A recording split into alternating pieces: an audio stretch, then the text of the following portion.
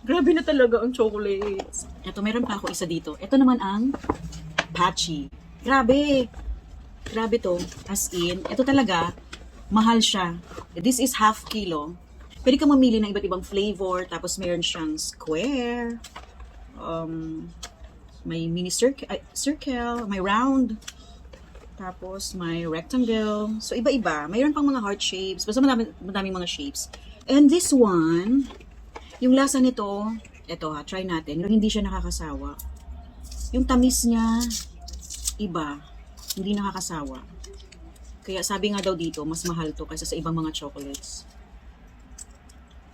Yan o. May nuts. Wow, busog na ako sa chocolates. Kailangan natin ng ano, lemon with honey. Para yung lalamunan natin, hindi mag-soar. Grabe na talaga ang chocolates. Bye! Good morning, good afternoon, and good evening once again.